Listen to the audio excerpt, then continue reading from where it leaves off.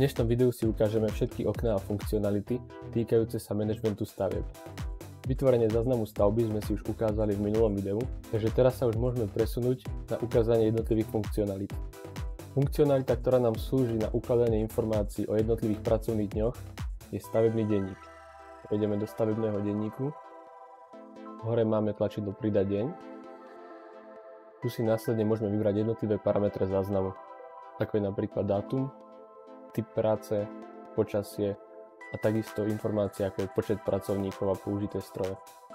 Taktiež si tu môžeme pridať prílohu, ktorá nám môže slúžiť ako dokumentácia daného dňa. Tak a formulár máme vyplnený. Ako typ záznamu som vybral prácu, aj keď tu máme ostatné možnosti ako je mimoriadna udalosť alebo skúška, teda typ záznamu nie je čisto viazaný iba na prácu. A taktiež som tu pridal prílohu, ktorá je fotka z daného dňa. Následne už iba záznam uložíme. Uložený záznam môžeme vidieť, keď prejdeme nižšie. Okrem nášho aktuálne uloženého sa nám tu zobrazujú všetky z daného dňa. Tým pádom ich môžeme z tohto miesta editovať aj kopírovať. Ak si už pre daný deň neprajeme vytvárať nové záznamy, stačí zrušiť a vrátili sme sa do celkového prehľadu stavebného denníka. Ak si prajeme pridať nový záznam pre daný deň, stačí kliknúť na tlačidlo Nový záznam dňa a môžeme pokračovať v pridávaní ďalších záznamov.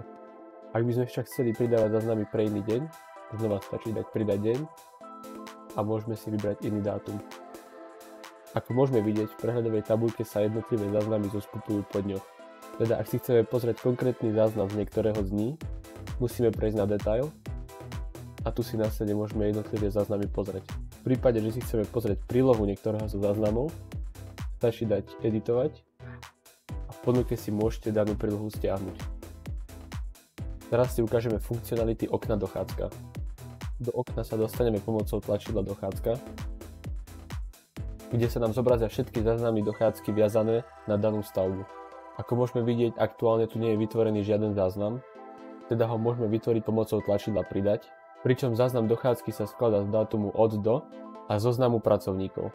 Teda ak zadávame dochádzku iba pre jeden deň, stačí dať rovnaký dátum do oboch polí. Ak chceme pridať pracovníka, dáme tlačidlo Pridať pracovníka, pričom sa nám tu pridal nový záznam, v ktorom si môžeme vybrať pracovníka a aj počet jeho odpracovaných hodín. My tu aktuálne pracovníka nemáme žiadneho, teda si ho musíme vytvoriť pomocou okna Pracovníci, kde dáme tlačidlo Pridať a následne si môžeme vytvoriť niekoľkých pracovníkov. Stačí zadať meno, priezvisko a dátumy začiatku a konca ich pracovného pomeru. Tak, na zamestnancov máme vytvorených, môžeme sa ďalej vrátiť do okna Stavby, kde znova prejdeme na dochádzku. Pričom nami pridaní zamestnanci nie sú viazaní na žiadnu stavbu, teda ich môžeme pridať do hociktorej z nich. Volíme si našu prvú stavbu, dáme dochádzku a následne keď dáme tlačidlo Pridať pracovníka, tak sa nám v zozname už zobrazujú naši pridaní zamestnanci. Avšak zamestnanec sa nám zobrazí v ponuke len vtedy, ak dátum dňa, ktorý zadávame daný záznam, padá do intervalu dátumu od do, ktorý sme zamestnancovi nastavili. Ak chceme do dochádzky pridať oboch naraz, stačí pridať nového pracovníka a následne dané záznamy vyplniť. Keď máme záznam dochádzky pre daný deň vyplnený, stačí ho už iba uložiť. V prehľadovej tabuľke sa nám následne zobrazia jednotlivé mená pracovníkov, pričom pri mene sa nachádza počet ich odpracovaných hodín. Taktiež sa v tabuľke nachádza suma celkových hodín za nami vyfiltrované obdobie, napríklad v tomto prípade za mesiac september. Ak si chceme okrem pridávania záznamov v okne dochádzky pozrieť aj nejaký prehľad ohľadom odpracovaných hodín daných pracovníkov, stačí prejsť do okna Pracovníci, dať tlačidlo Prehľad a tu na základe vybratých filtrov si môžeme dať vyfiltrovať odpracované hodiny jednotlivých pracovníkov. Teda ak si chceme pozrieť, koľko odpracoval jeden pracovník na jednej konkrétnej stavbe, stačí podľa toho nastaviť filter a následne dať Použiť filter. A v tabuľke sa nám zobrazila suma odpracovaných hodín jedného zamestnanca na konkrétnej stavbe za mesiac september. Na stručný prehľad záznamov dochádzky a stavebného denníka nám môže taktiež poslúžiť okno Domov. Klikneme na tlačidlo Domov a tu, ako si môžete všimnúť, tak prvé dve tabuľky sa venujú práve týmto typom záznamov. Zobrazujú sa nám tu tie najaktuálnejšie záznamy zoradené na základe dátumu. Nachádzajú sa tu aj funkcionality k tvorbe nových záznamov, ako sú napríklad pridanie nového záznamu pre stavebný denník alebo pridanie nového záznamu pre deň, ktorý sa nachádza v danom zázname. Veľmi podstatnou funkcionalitou okna stavby je bilancia stavby.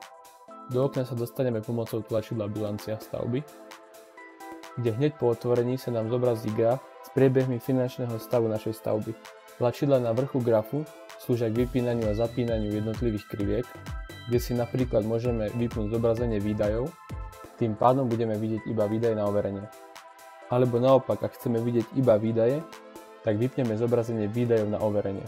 Následne dolu pod grafom sa nachádza prehľadová tabuľka, v ktorej môžeme vidieť veľmi potrebné informácie z hľadiska financovania projektu, ako sú napríklad zostatok do rozpočtu, zostatok do vyplatenia, suma príjmov, suma výdajov, taktiež medzi ne patrí aj obchodná prirážka, ktorá vyjadruje aktuálny stav profitu.